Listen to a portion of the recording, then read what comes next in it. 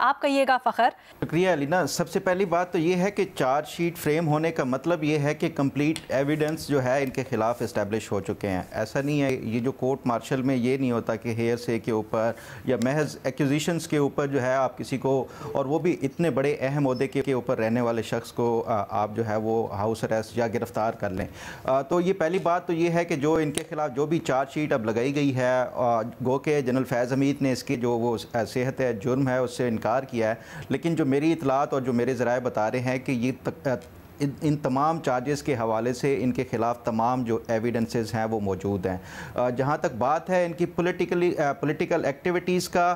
During جو ہے ان کی سروس اور ان کے ریٹائرمنٹ کے بعد کی جو پولیٹیکل ایکٹیویٹیز کے حوالے سے جو جو آفیشیل سیکرٹ ایکٹ کی خلاف ورزی ہے یا ملٹری ایکٹ کی خلاف ورزی کے حوالے سے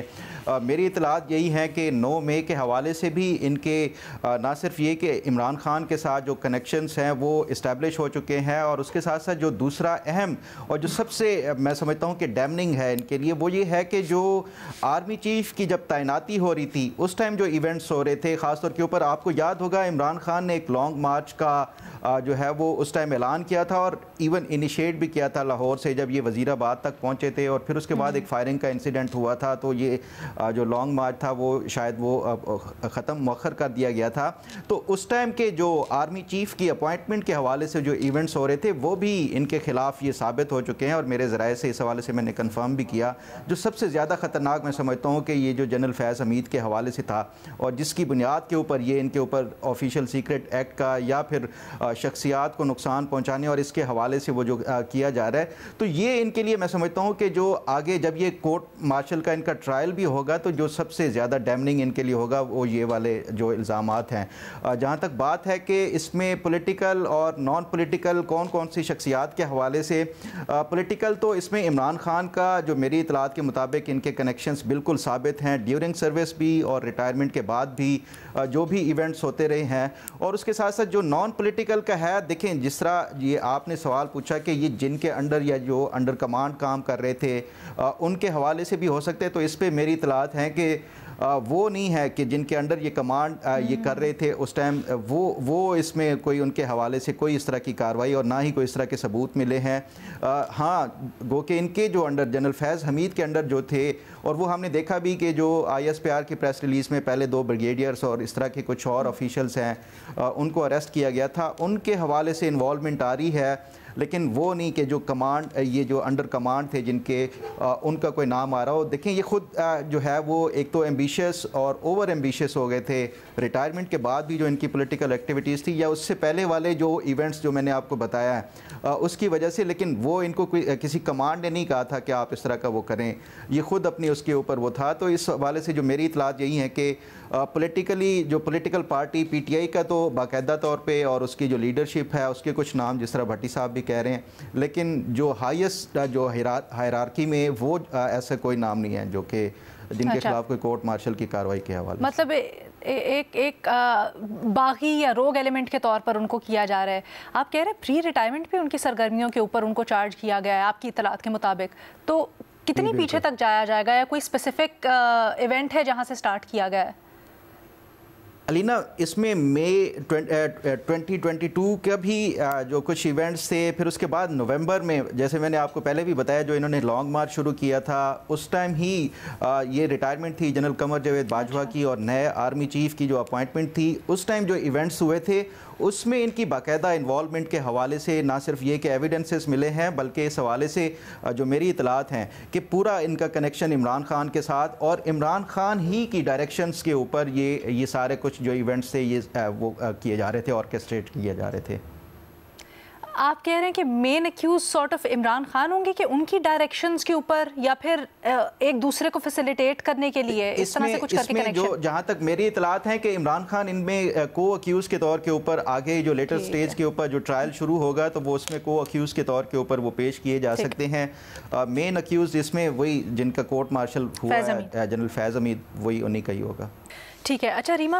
ہمارے بنیادی سوال کا تو آپ جواب دیں گی, یہ بھی بتائیے گا ابھی جو ہم بات کر رہے تھے ملٹری ٹرائلز میں کیا پروسیس ہوتا ہے, کیا ارریفیوٹیبل ایویڈنس سامنے ہوتا ہے تفتیش کے بعد تو پھر چارجز فریم ہوتے ہیں, یا پھر تھوڑی بہت گنجائش ہوتی ہے کہ بعد میں تفتیش ہو جائے یا کراس میں باتیں سامنے آ جائیں؟ لینا شکریہ. آئیڈیلی تو آپ کے پاس اتنا کانکریٹ ایویڈنس ہونا چاہیے چارج شیٹ فریم کرنے سے پہلے جس کی بیسس پہ آپ جو چارجز ہیں وہ انکلوڈ کرتے ہیں. لیکن آف کورس اگر انہوں نے یہاں بھی کہا ہے کہ مزید انویسٹیگیشن جو ہے وہ چل رہی ہے تو چارج شیٹ میں امینڈمنٹ بھی ہو سکتی ہے, آئی ایم گیسنگ. لیکن جو ملٹری کورٹس کے پروسیجرز ہوتے ہیں وہ اکثر خفیہ ہوتے ہیں اور ہم پبلک نالج میں ایز سچ نہیں آتا کہ کارروائی کس طرح ہوتی ہے, تو میں ڈیفینیٹیولی اس کا جواب نہیں دے سکتی. میرا خیال ہے میرے لیے یہ جو چارج شیٹ ہے اس نے کچھ زیادہ چیزیں کلیئر نہیں کی, کیونکہ کچھ ہمیں پروویژنز نہیں بتائی گئی آفیشیل سیکرٹس ایکٹ کی یا آرمی ایکٹ کی جس کے تحت یا جو چارجز انکلوڈ کیے گئے ہیں چارج شیٹ میں. اگر آپ آرمی ایکٹ پڑھیں اس میں مختلف طرح کے اوفینسز ہیں. فار ایگزامپل اگر آپ ایک سرونگ ملٹری آفیسر ہیں, زیادہ تر پروویژنز جو ہیں اور جو اوفینسز ہیں وہ ان لوگوں پہ اپلائی کرتے ہیں جو سرونگ ہیں. اگر آپ ریٹائر ہو گئے ہیں اور آپ کا جو اوفینس ہے وہ تب کا ہے جب آپ سرونگ تھے, تو زیادہ تر اوفینسز کے لیے 6 مہینے کا لمیٹیشن پیریڈ ہے. اس کا مطلب ہے آپ کی ریٹائرمنٹ کے 6 مہینے بعد تک آپ ٹرائی ہو سکتے ہیں ملٹری کورٹ سے ان اوفینسز کے لیے, اس کے بعد نہیں ہو سکتے.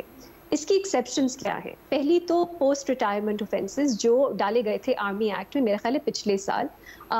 اس میں بھی اب آپ سوال کر سکتی ہیں کہ کیا وہ ماضی میں اپلائی کریں گے یا وہ جب ترمیم ہوئی تھی اس کے بعد ہی اپلائی کریں گے. اس کے علاوہ اس میں جو اوفینسز ہیں وہ میں کہوں گی مائنر اوفینسز ہیں, 2 سے 5 سال کی سزا ہے ان کی. اس میں ان آتھرائزڈ ڈسکلوجر آ جاتا ہے, ڈیفیمیشن آ جاتا ہے, پولیٹیکل ایکٹیویٹی آ جاتا ہے, اینڈ سائبر کرائمز میرا خیال ہے اس میں آ جاتا ہے. تو یہ تو ٹھیک ہے, یہ تو کلیئر ہے اور یہ شروع سے اس کی بات ہو رہی تھی کہ اس طرح کی کچھ چارجز ہوں گے ان کے خلاف. دوسرا ہے کہ کچھ ایکسیپشنز ہیں کہ اگر آپ کی ریٹائرمنٹ کے 6 مہینے بعد آپ کا ٹرائل شروع ہوتا ہے تو وہ کون سے اوفینسز ہیں؟ وہ ہے, ایک ہے پراپرٹی سے جڑے اوفینسز, میرا خیال ہے ٹاپ سٹی کا کیس اس میں آ سکتا ہے, وہ ایک ایکسیپشن ہے 6 مہینے کے رول پہ. دوسری ایکسیپشن ہے میوٹنی یا سیڈیوسنگ army officers from their allegiance.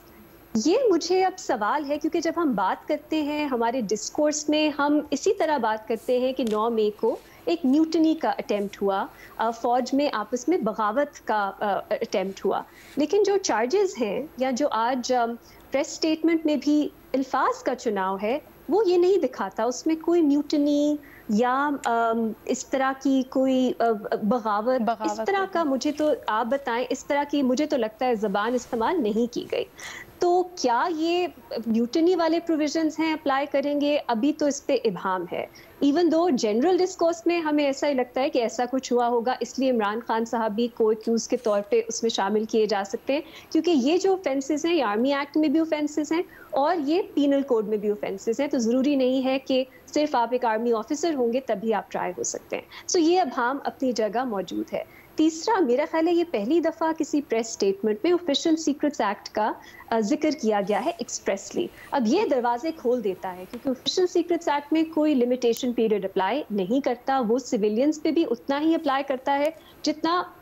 Retired military officers یا سرونگ ملٹری آفیسرز پہ اپلائی کرتا ہے. لیکن اب اس میں اوفینس کیا بنے گا, یہ میرا سوال ہے, کیونکہ اس پہ تو جو لینگویج ہے پریس اسٹیٹمنٹ کی اس کے کورسپونڈنگ اوفینسز مجھے تو آفیشیل سیکرٹس ایکٹ میں زیادہ تر نہیں ملتے, انلیس ان آتھرائزڈ ڈسکلوجر ایک ایسا ہے جو آپ کہہ سکتے ہیں وہ آرمی ایکٹ میں بھی ہے, آفیشیل سیکرٹس ایکٹ میں بھی ہے. لیکن لا اینڈ آرڈر کے جو مسائل ہیں جس کا ذکر کیا گیا ہے, یا ڈسٹربنگ پیس کہ آپ نے انسٹیبلٹی کریٹ کرنے کے لیے, یہ آفیشیل سیکرٹس ایکٹ میں کون سا اوفینس ہے جس کے تحت وہ ٹرائی ہوں گے؟ یہ میرا سوال ہے. تو یہ میرا خیال ہے ایمبیگوٹی بہت زیادہ ہے. لیکن دلچسپ چیز یہ ہے کہ پہلی بار 9 مئی کا ڈائریکٹلی ذکر کیا گیا ہے. ہمارے پولیٹیکل کانٹیکسٹ میں obviously اس کی بہت سگنیفیکنس ہے کہ یہ معاملہ اوپن رکھا گیا ہے. لیکن سوال میرا یہی ہوگا کہ کیا آپ 9 مئی کو لا اینڈ آرڈر سچویشن کی طرح ٹریٹ کر رہے ہیں یا آپ اس کو بغاوت یا میوٹنی کی طرح ٹریٹ کر رہے ہیں؟ کیونکہ نوعیت اوفینسز کی بہت مختلف ہے. بغاوت, میوٹنی جو ہے وہ سزائے موت میکسیمم پنشمنٹ ہے اس کی, وہ بہت سیریس اوفینس ہے, اس کے جو کانسیکوینسز ہیں, ریپریکاشنز ہیں وہ بہت زیادہ ہیں. لیکن لا اینڈ آرڈر سچویشن اکثر جو سویلینز بھی ہیں جو 9 مئی کے لیے ٹرائی ہو رہے ہیں, ان کی جو FIRs ہیں اس میں بھی law and order, vandalism, rioting, اس کا ذکر ہے. میوٹنی کا ابھی تک ذکر آیا ہے کہیں؟ I'll be very interested to know, کیونکہ وہ میرے لیے ایک بہت اہم سوال ہوگا آگے چل کے. اچھا ریما، اگر ہم دیکھیں کہ 9 مئی کے سلسلے میں اس کے بعد بہت سارے دیگر کورٹ مارشلز ہوئے، بہت سارے آفیسرز کو برخاست کیا گیا، تو یہی جوڑا جا رہا تھا 9 مئی کے سلسلے میں سارا کا سارا. کیا اس سے لنک بنتا ہے کہ اگر فیض حمید واز آن دا ٹاپ اور ان کے کہنے کے اوپر یا آرمی میں ان کے سینٹیمنٹ کی وجہ سے بغاوت ہوئی، تو کیا لا اینڈ آرڈر سے زیادہ یہ بغاوت اس میں جڑ نہیں سکتا؟ بٹ الینا، کہاں آپ کو کوئی جو جن لوگوں کو ڈسپلنری سینکشنز یا ٹرانسفر کیا گیا، سسپینڈ کیا گیا، ان میں آپ کو کہیں ایگزیکٹ ریفرنس ملی ہے کس اوفینس کے لیے؟ کیونکہ ان سب یہ فخر اور بھٹی صاحب بلکہ اس میں کچھ ایڈ کرنا چاہیں تو. جی ایگزیکٹلی، کیونکہ جو میں نے یہ ایک چیز ہے کہ آئی ایس پی آر کی پریس اسٹیٹمنٹس ہمارے پاس وہ واحد ایٹ لیسٹ اوفیشلی وہی ہم دیکھ کے بتا سکتے ہیں، اور مجھے ابھی تک یہ ایگزیکٹ ریفرنس نہیں ملا کہ کیا آپ نے انسبارڈینیشن یا میوٹنی کے لیے لوگوں کو سزائیں دیں، کیونکہ وہ ایک بہت سیریس اوفینس ہے، یا عام ڈسپلنری وائلیشنز جو اگر آپ سرونگ آفیسر ہیں پھر تو بہت زیادہ آپشنز ہیں آرمی ایکٹ کے تحت. میرا سوال یہ ہے کہ فیض حمید جو ہیں ان کو ریٹائر ہوئے 2 سال ہو گئے ہیں، اور ان کا اگست میں ان کے اگینسٹ پروسیڈنگز شروع ہوئیں، تو آپ کے پاس آرمی ایکٹ کے تحت اتنی آپشنز نہیں ہوں گی، کیونکہ وہ 6 مہینے کا لمیٹیشن پیریڈ کک ان کرے گا. پراپرٹی کے کیسز ایک ایکسیپشن ہے، میوٹنی اینڈ سبارڈینیشن ایک ایکسیپشن ہے. آفیشیل سیکرٹس ایکٹ بھی ایک ایکسیپشن ہے کیونکہ وہ سویلینز پہ بھی اپلائی کرتا ہے. ہاؤ ایور ایک اور اہم کیس ہے جو سپریم کورٹ میں چل رہا ہے، وہ ہے سویلینز کا فوجی عدالتوں میں ٹرائل کا. آپ کو یاد ہوگا سپریم کورٹ کے جو اوریجنل بینچ تھا اس نے کہا تھا سویلینز کا ٹرائل ہو ہی نہیں سکتا فوجی عدالتوں میں، اور اس میں آفیشیل سیکرٹس ایکٹ کا خاص ذکر تھا، کیونکہ آرمی ایکٹ کے تحت، سوری یہ تھوڑا ٹیکنیکل کنفیوزنگ ہے، لیکن آرمی ایکٹ کے تحت اگر آپ نے آفیشیل سیکرٹس ایکٹ کی کوئی خلاف ورزی کی ہے تو چاہے آپ سویلین ہو یا آپ فارمر آرمی آفیسر ہو، چاہے آپ جو بھی ہو، آپ وہ میٹر نہیں کرتا،